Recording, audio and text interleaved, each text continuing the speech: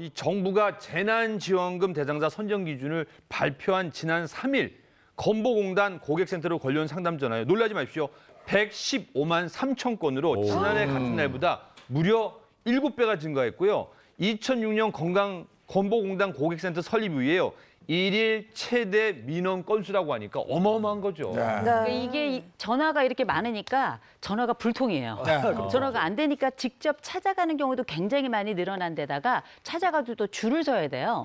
이럴 정도로 이 민원이 많기 때문에 최근에 실제 홈페이지에 얼마나 접속을 했나 좀 살펴보니까 보통 하루에 평균이 한 22만 건 정도 됐었답니다. 근데 지난 3일 날 207만 건에 도달했대요. 엄청나게 많이 확인하는 거죠. 건보료 기준으로 해서 재난지원금을 지급하겠다 이런 얘기가 나오면서 내가 작년, 재작년에는 건보료가 이랬지만 지금은 소득이 이렇게 없는데 그때 기준으로 지금 건보료 매기고 있다, 고쳐달라 이런 얘기가 많은 거잖아요. 그래서 좀 관련 댓글을 보면요. 뭐 그 양이 어마어마한데요. 한번 화면을 함께 보시죠. 화면을 보면요. 아니 열심히 공부해서 좋은 회사 들어가 연봉 많이 받는 게 또 세금도 많이 내는 게 죄입니까? 상위 30%가 세금은 더 내는 거 아닌가? 지금은 못 받는다니 불공정하다라는 댓글이 많았는데요. 아무래도 지급 대상에서 제외된 중산층이나 또 세금을 제대로 낸 분의 좀 뭔가 하소연 같습니다. 네. 그리고 또 억울함을 호소하는 은퇴자들도 상당히 많다면서요? 네, 맞습니다. 은퇴자들 사례를 보면서 좀 구체적으로 설명을 드리도록 하겠습니다. 이제 은퇴자 A씨 같은 경우에는요, 이제 아내와 공시가격이 한 6억 5천만 원 정도의 이제 집에 살고 있는데요. 네. 그렇죠. 그런데 이제 매월 50만 원의 국민연금을 받는 게 소득의 전부인 셈입니다.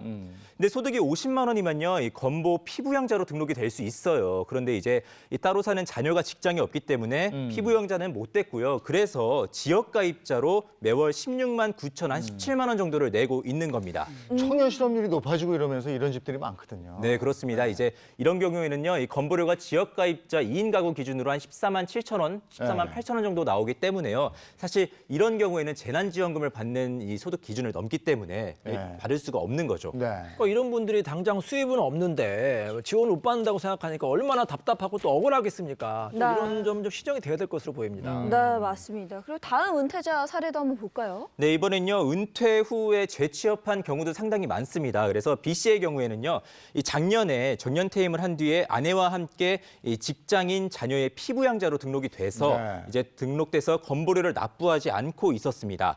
그런데 지난해 10월에 이분이 다시 취업을 하신 거예요. 그러면서 매월 18만 3천 원의 건보료를 내고 있는 겁니다. 근데 취업을 하지 않았다면 이분이 사실 이 건보료가 영원으로 처리가 돼서 60만 원의 재난지원금을 받으실 수가 있거든요.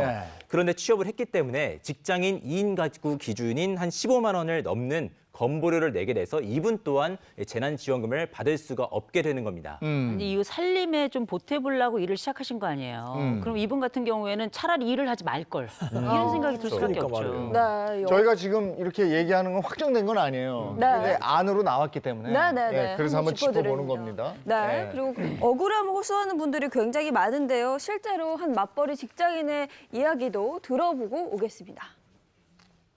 우리들은 정부가 정한 고소득 거지다. 고소득 거지들은 뭐 정부가 정한 혜택들을 아무것도 받지 못한다. 포기를 하는 거죠. 어차피 우리 안 돼. 맞벌이 부부들의 불만이 많더라고요. 근데 요즘에 대부분 맞벌이잖아요. 그렇죠. 여기도 그러시잖아요. 일단 제 아내는 항공사 승무원인데요. 그렇죠. 4월, 5월 네. 무급휴직을 냈고요. 근데 또 어제 발표에 따르면은 항공사가 너무 힘들어서 70%가 휴업, 그러니까 휴업에서 그나마 정부에서 지원한 걸로 해서 뭐 10% 기본금을 받는다고 하는데 저도 코로나19 지원장을 받으려고 시중은행 갔더니요. 아직까지 연락 없고요. 그래서 국책은행 갔더니 그나마 일정 부분은 가능하다. 그래서 좀 숨통이 그것만 바라보고 있습니다. 근데 지금 우리가 이 케이스를 지금 3케이스를 본 거 아니에요. 은퇴한 케이스, 2케이스, 맞벌이 케이스 하나 봤는데 요 케이스 요것만 봐도 기준이 이렇게 이게 도대체 어떻게 되는 건가 알 수가 없는 거예요. 그러니까 이게 좀 봐주면 안 되나요? 그러니까 그런 얘기가 있고 양 당에서도 지금 그렇게 얘기하잖아요. 네.